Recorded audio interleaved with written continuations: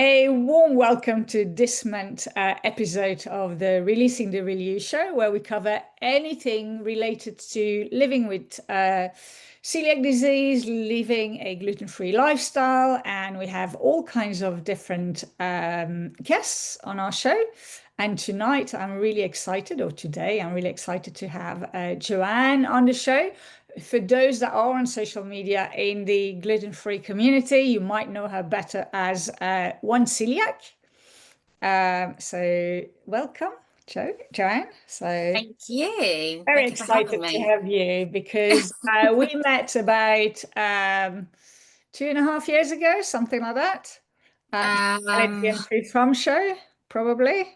no, I don't think it was even that long ago. So social media has only been, what, be 2 years this December. Yeah, So it's been, yeah, maybe it's can't only remember the a first month. time Well, the first time yeah. I saw you. Yeah, time flies, doesn't it? It I really know it does. does. So, Um, so yeah, tell me a little bit about you. How long have you been gluten free? What age? I know you've been diagnosed with celiac disease. How old were you? What happened? yeah, diagnosed celiac in 2009. So I was 23. So yeah, supposed to living my best gluten-free life or living my best life, then had to turn into living my best gluten-free life. And yeah, it was quite a shock, obviously, with What that happened? age. Well, it kind of came from the blue, out of the blue, really, which I guess, it's interesting, isn't it, when you hear everybody's Mm, stories, whether it's I wasn't noticeably ill for like a super long time either. So I kind of had bouts of illness, like 6 months, for about 6 months to a year. And it seemed to be like on and off every month. And I was admitted to hospital with excruciating pain. It was first diagnosed as just gastroenteritis, which mm, seems crazy because I didn't really have any of the symptoms for gastroenteritis really. And then one month I was in hospital, another month it was just back to the doctors. So it was like every month there was just something. There was something there, and no one mm. really knew what it was. I was misdiagnosed with an STI, so I went through Oh, all of wow. that. Nothing was found, and then yeah, another month came, another trip to the doctors, and I just so happened to see this doctor that unknowingly to me gave me a blood test for celiac disease.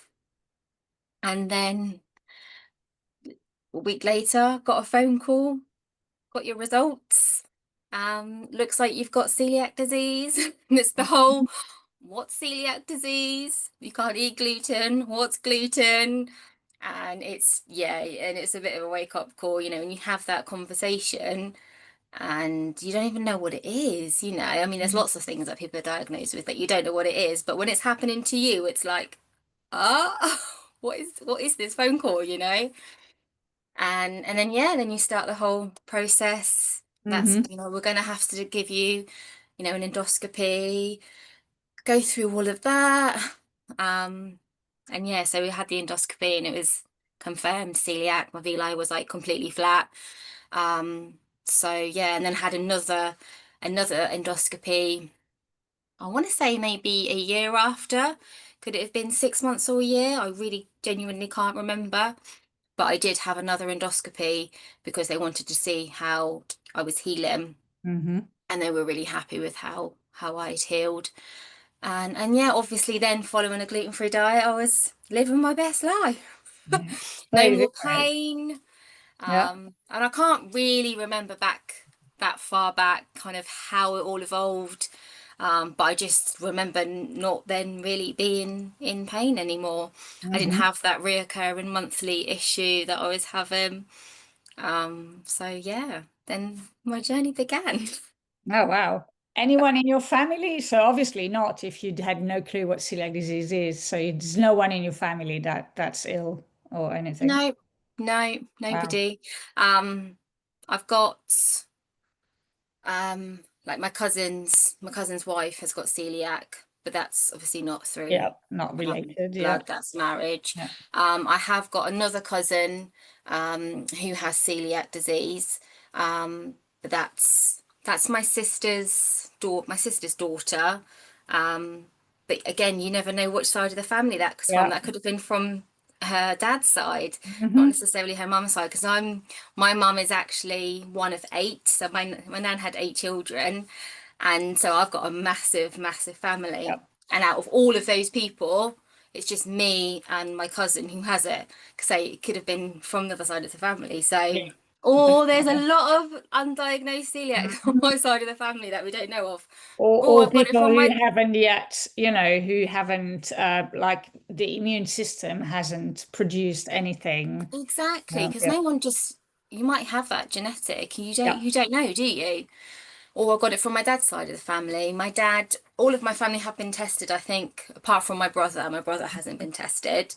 My mum, dad, my sister, and all of my children have been tested for celiac. So, but yeah, like you say, it doesn't mean they won't ever get Exactly. it. Just Yeah. means it hasn't been triggered yet, doesn't it? Hmm. So, yeah, we'll see. I might not Yeah. be the only one forever.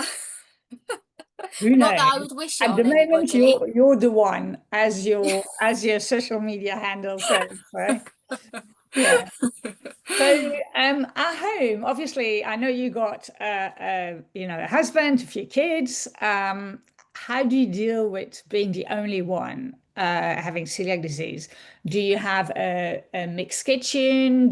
Is your kitchen fully gluten free and everyone eats gluten outside if they wanted to, or how does it work? Yeah, so when I was first diagnosed, obviously I didn't have children. Hmm.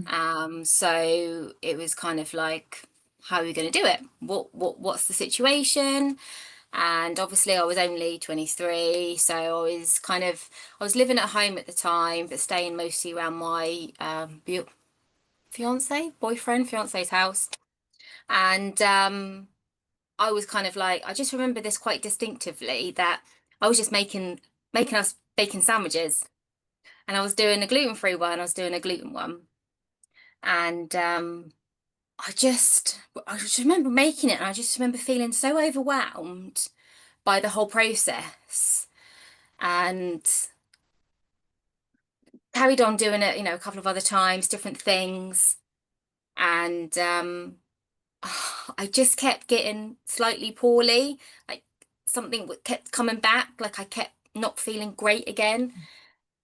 And my partner just said, we're just both eating gluten free. It's really not a problem. And I'm like, no, you can't do that. Like, that's crazy. Like, I've just got to deal with this. Like, it's fine. Like, I'm just learning. And he was like, no, no, it's fine. Just go gluten free. You don't want to put you through that. It's not a problem.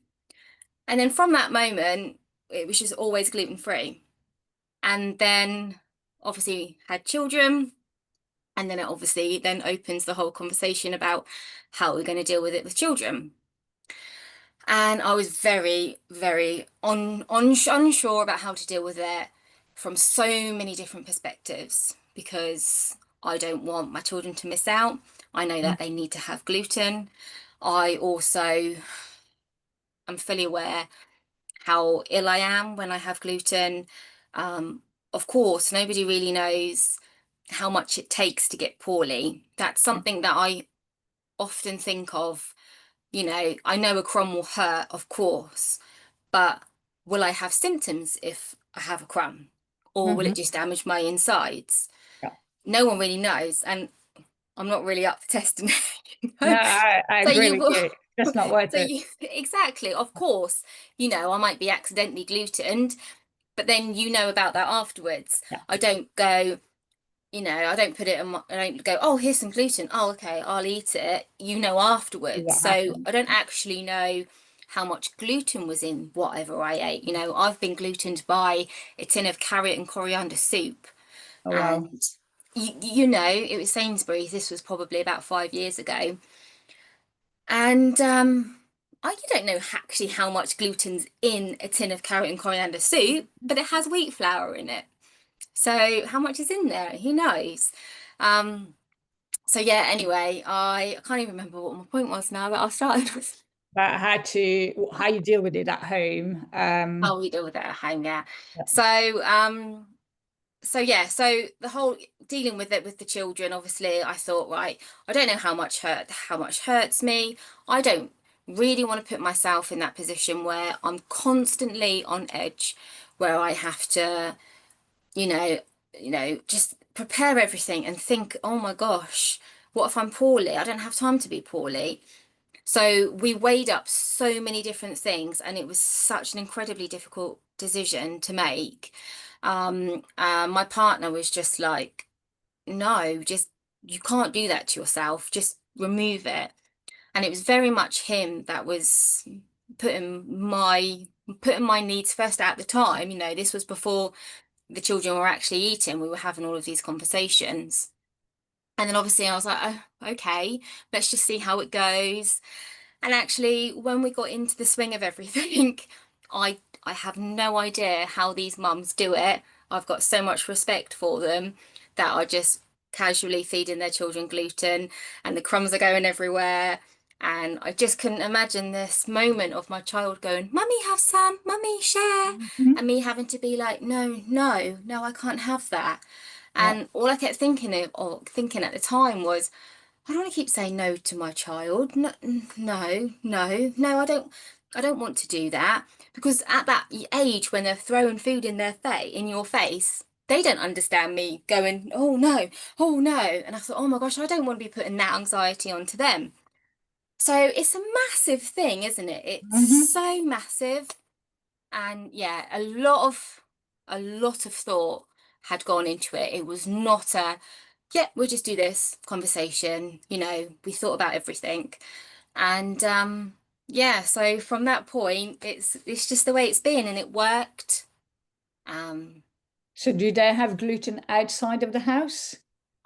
Absolutely. So they have gluten, if we were out and about, they would have something. Um, at a restaurant, they would order gluten. Parties, go to kids' parties, they would have what every other kid would Yeah. have that Yeah. can enjoy gluten. So yeah, from that perspective, they had a very normal, they didn't miss out.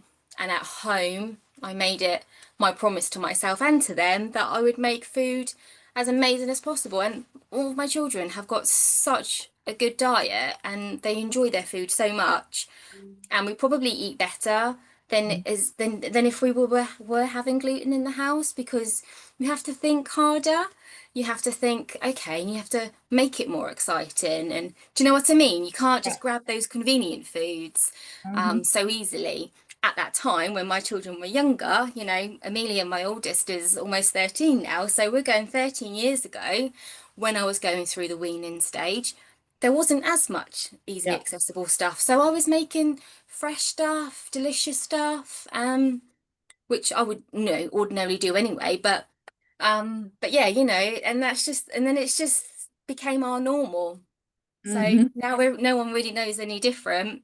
Mhm. And I am separated from their dad now. So when they go to their dad's house, they obviously eat copious amounts of gluten, whatever, whatever they want. Which is perfectly Um, fine. Yeah. Yeah. which is fine. Of course, when we first separated, and they were probably eating a lot more gluten than they were used to, we did notice some kind of changes with them, and that was at that point. Then I thought, right, okay, I think we need to get them tested, Mhm. but nothing came back. So I thought, okay, that's fine. I know that they're not getting hurt. I know that they're not damaging themselves, or I'm not damaging them with feeding them. So that's fine. We can just carry on as we are. And the more they ate it, the better they are. Like now, they're fine. Mhm. So it was just that little transition, which I would have expected. But yeah, now so far everything just works for us. And it's such a personal decision. This is our choice. It works for us. I know, but We make it totally. work. But that's what I love about the conversations I have with everyone is that So everyone deals with different. it slightly different, and everything is okay as long as it works for you. There's no right or Exactly. So No right or wrong, no judgment, and you just got to do you because it's our lives. Um, and I'm not going to put myself through severe anxiety just to think, oh, okay, at least I know my children are having gluten. What? So what, they're having gluten in the house? Like, is that mm, really the be all and end all of it? yeah. They're having a great life. I'm not, I don't feel bad about it because I'm making sure that I'm giving them everything that they need, just without the gluten, you Which is know. fine, as you say, today, I mean, when it comes to pasta and, I will, personally, I wouldn't say bread from the supermarket, but, there's amazing pasta out there, there's amazing pizzas out there. There's so many amazing stuff that is gluten-free in the shops today that, Absolutely. Yeah, so bread is probably the one thing that I do find the hardest with the children. Um, they're not big toasty eaters. Toasted sandwich, they'll eat whatever bread because you can just make it yeah. delicious. Pasta, oh my gosh, everyone just much prefers the gluten pasta, and pizzas, White Rabbit, massive White Rabbit fans here. They actually prefer it sometimes than the gluten pizzas, Mm, and it feels lighter on their tummies. And as they're older, they're able to vocalize that with me, and they tell me, "Oh, this pasta's amazing. Oh, I don't feel my tummy feels nicer, than eating gluten." My partner's like so much happier eating gluten free because he feels so much better in himself. So it's not all bad. yeah. It's just the choice side, isn't it? Where Mhm. you can't pick what you want, and the convenience and the anxiety. But at home, we're good. We're good at home. That's great to hear. So I know you're very involved in the celiac community. How did that all start? What led you to it, or how did it happen? Um, how did it happen? Yeah, so I guess it's something that I've probably always wanted to do, always had the thought of sharing, bits and pieces. And I guess I just thought to myself, oh, everyone knows it. I was very content and happy with what I was doing. I didn't ever really feel like I had celiac disease when I was at home living my normal routine. It's only when I'm put out in a new situation, like a social situation, or I'm going to the shops or I'm going to a restaurant and I have to put myself out of my normal routine, that I feel like I have celiac disease, because I have the privilege, and I do call it a massive privilege, of having a gluten-free home. Day to day, I don't feel like I have celiac disease. Yeah, I never used to think about it at all, really. Now I think about it all the time because I'm sharing my story and I want to help others. So, yeah, the thought was always there, and I just thought, you know what? I don't want anyone to ever feel. I'm sure there's more one celiacs out there, that's alone or hasn't got support, or they're around somebody that doesn't get it, and somebody that's been made to feel like they're fussy. I just wanted to reach out and be like, hey, you are not fussy. You are okay. Everyone else is the problem, not you. You do you, and you need to look after yourself. And I just want to help as many people as possible to just feel as, I don't want, as not normal, as just equal, just equal, because it's something that affects you every single day, because whether we like it or not, you need to eat food, yeah, don't you? So yeah, so here we are, really, like, yeah, almost 2 years later. And yeah, I really, really love it. And if I can help one person in a day, in a post, in a story, in a reel, in whatever it is that I share, if I've helped one person, then I'm happy. So yeah, whether that's, oh, I didn't know that, or whether someone can resonate with it, whatever it is, then yeah, it's good. I'm yeah, happy. definitely. And you even got to the point where you now also organize a gluten-free fair, which the next one is at the end of this month as well. Yeah. How did you come up with the idea? I mean, I know there's a few, bigger fairs such as the Free From events and the Allergy and Free From show, but obviously there's only three Free From events a year, as far as I'm aware of, in Yeah. Bristol, Yeah. London, and Birmingham. Birmingham, and then the Allergy and Free From show, which was in London, now moving next year to Birmingham. So Yeah. that's about all there is, with maybe here and there a little one somewhere throughout the year. But so how did you come up with the idea, and what's the format? Why would people want to come, really? So, it's me and my crazy ideas. Just one day, I just thought, oh, I'd love to do just pie punks. Well, was mum and dad's kitchen. Mm, They are actually super local to me. They are literally great advice. amazing pies. They're literally 5 minutes down the road, which is amazing. And got a lot had a lovely little venue, the sailing club, which my mum and dad, we've been members for since I was a child, because I've grown up with boats in the family. So lovely venue. And I just thought, oh, I'd love to do just an evening, just something where people can just come and grab a pie and and something nice, a sweet treat, and listen to somebody and just come together and feel together. That was the initial thought, and it just kind of expanded from Okay. that. And in February, I had a very successful event, which the venue only holds 100 people. So I decided to split into two sessions so that I could reach as many people as I could. And the event was a complete sellout. So I'm super glad that I did, because obviously people wanted to come and people came. And they had a great time, and we had pies, and we had Borough 22, and we had Big Bear Blondies, and we had Ali Walsh doing a talk, pie punks, and a bar, and Iarchy's, which do lovely cordials, and we had a raffle for Coeliac UK, and yeah, it was just like a lovely little event. Hmm. And yeah, so people were saying, "Oh, do another one," and I couldn't decide what to do, so I left it a little bit of time, and then here's my next one, 3 weeks on Sunday. And yeah, I've actually sold 400 tickets Oh, now. wow. So it's a complete sellout again, which I'm just thrilled about.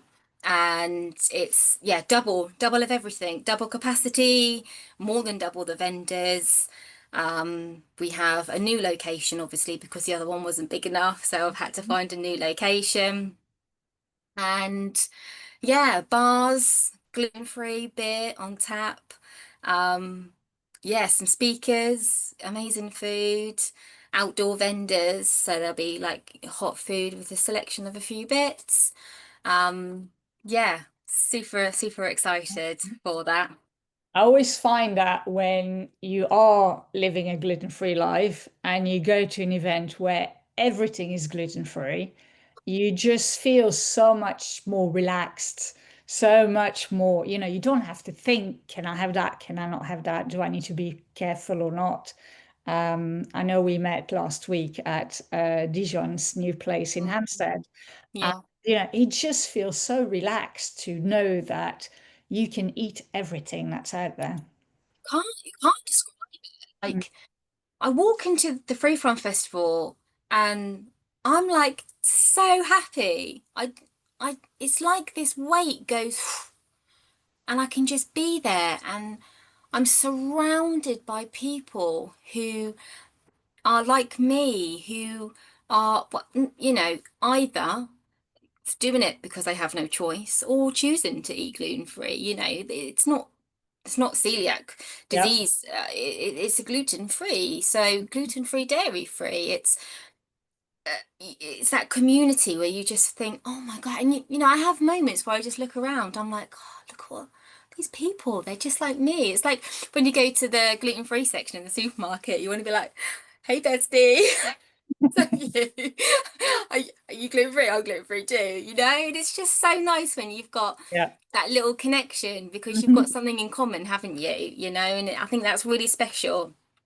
And yeah, when you can just go into that environment and you've got it's like walking into a gluten-free supermarket, isn't it? When you go to the free Mhm. from shay, because you've just got everything you can have, and it's just the And I best think it's feeling. nice as well, not just as adults, but when you have kids that are gluten free and they come along, they Amazing. just, just Yeah, enjoy themselves without, again, without being told, no, you can't have that. No, be careful, 100%. all that kind of stuff. So Yeah, it's not just for it's funny how you say and I say, how we feel relaxed, but imagine a little child that comes. absolutely. I mean, my children have been, not all of them. The twins have come to one and Amelia's come to another, and the twins especially just had the best day, and they didn't even have the full experience because they weren't there for the reason of the other children. So if they had a great day,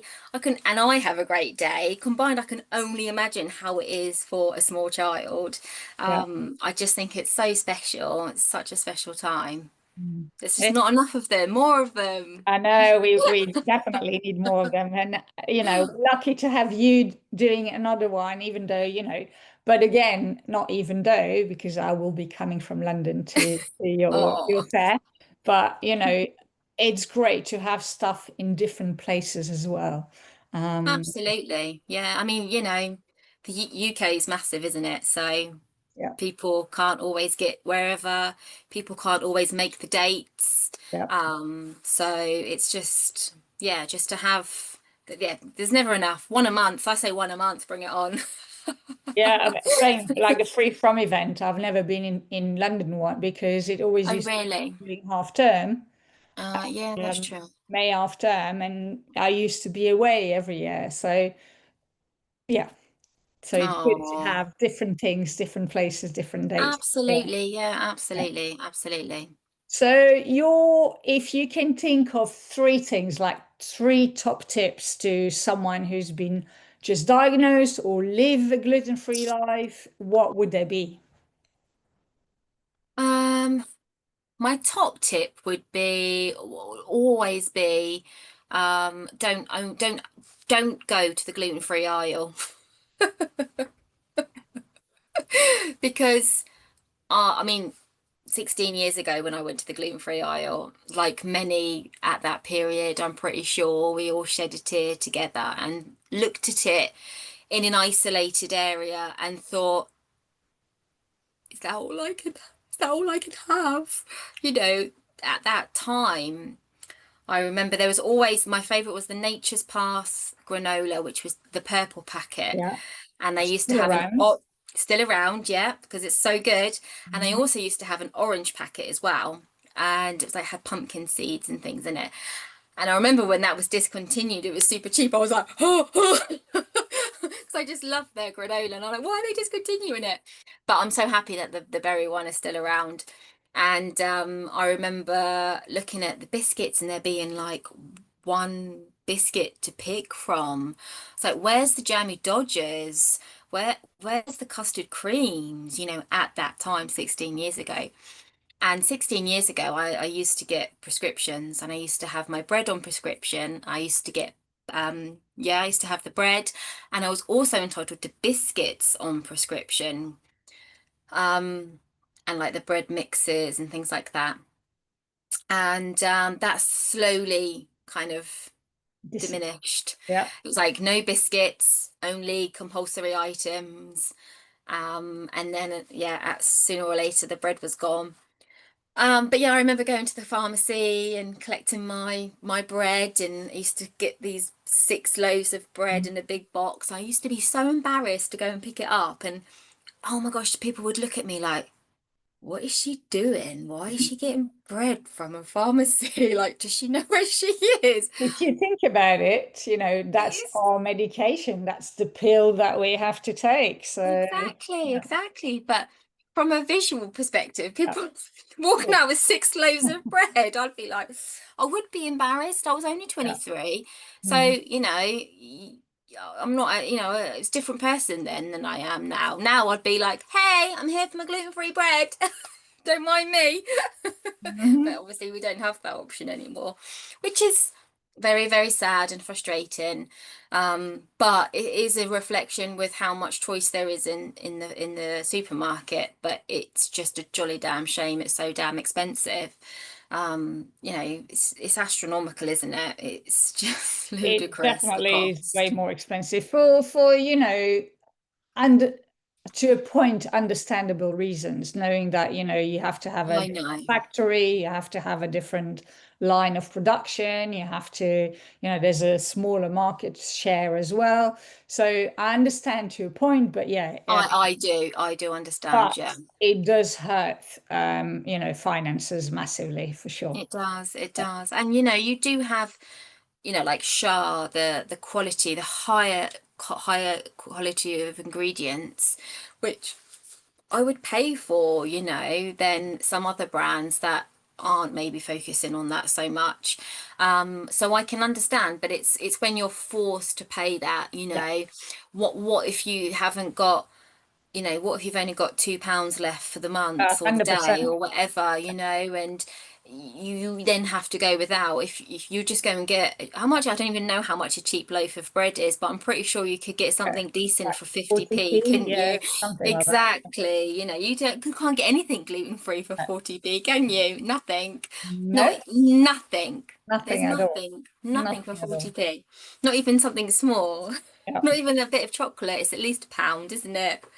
However, So, if you do make your own biscuits, for instance, I was looking at a recipe that I have for gingerbread biscuits, and I priced it up just thinking, oh, I wonder how much it is, and I know how many biscuits I can make out of one recipe, and I'm like, oh, that doesn't cost much for a biscuit, actually, when you think about it. So, as you say, don't go, to the gluten-free aisle. That just learn how to make things from scratch as well.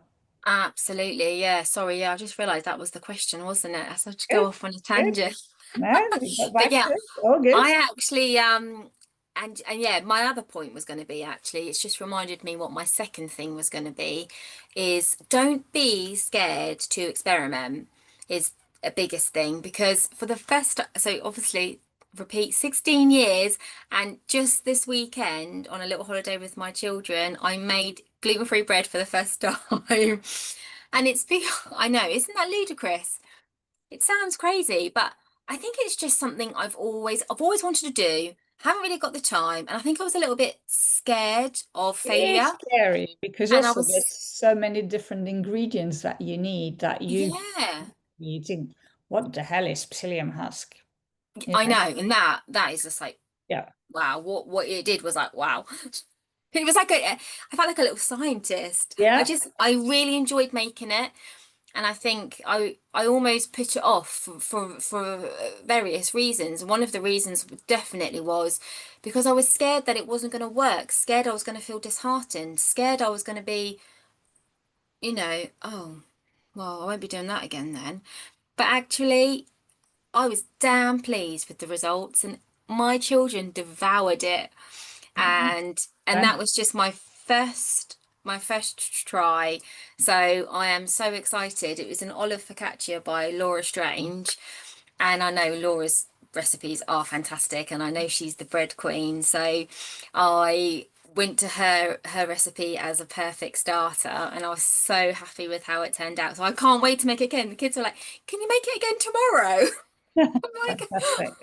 so that's That's great. lovely. Yeah. So those would be my two things. What would be my third thing? My third thing would be never feel, just don't feel like you're the problem. Don't feel fussy. Don't let, don't take that burden on yourself because surround yourself surround yourself with people who care and love and will support you, and you will never feel alone. And if you don't have those people in your life, then surround yourself with Mm-hmm. virtual people, Mm. people you Yeah. might not be able to meet, but the network there is so important for so many different reasons, so many different reasons. So you never need to, don't ever feel alone, don't feel fussy. And I know it's hard to advocate for yourself. I've been there, I've done that. but the more you do it, the better you'll be at it. So just keep going. Practice in your room, practice in your kitchen, practice to your family, whatever it needs, whatever you're scared about, and just do it. And yeah, don't You be know, that afraid. third point is something that everyone comes up with. And I think it's fascinating because I've been speaking to lots of different people, and Mm, it's just amazing how that's the one thing that comes back for everyone. really. Yeah, yeah. And It's Right. amazing. It is because we have to live a different type of life. We have to be different to other people, especially when it comes around, related to food. Mhm. And so it can be, but don't be worried about it. Just, your health come first, and you need to speak up. Yeah. And acceptance, if once you've accepted your diagnosis and once you've accepted that this is the way it's going to be, it really will be easier. And that isn't an easy thing to accept. Mhm. You need to grieve the loss of choice of gluten. You can't just do that anymore. It's very, very hard. It's not. It's not a choice. We're not choosing to be gluten free. If we're choosing to be gluten free, then the experience is entirely different, you Yeah. know. But I'll always be thankful that the diagnosis wasn't something worse. And I think at the beginning, when I was personally diagnosed, that is something that really got me through. Mhm. Um, Not long after I was diagnosed, my mother-in-law was diagnosed with cancer, and I always just remember thinking, I'm just so thankful that that pain that I was experiencing wasn't something like that. I was thankful that it was celiac disease. And I know that may sound quite strange, but that is how I dealt with it personally at the time. I thought, I'm so glad it wasn't something else. And, although this affects me every single day, I still have a life, I, and I, you have the power to make yeah. your life as good as you want it. So just do it and don't hold back. Just live your best life, it's okay.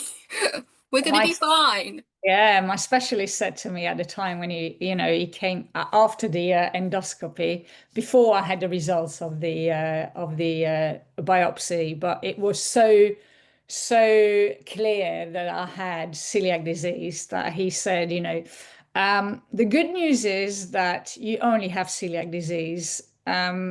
And I was just like, really?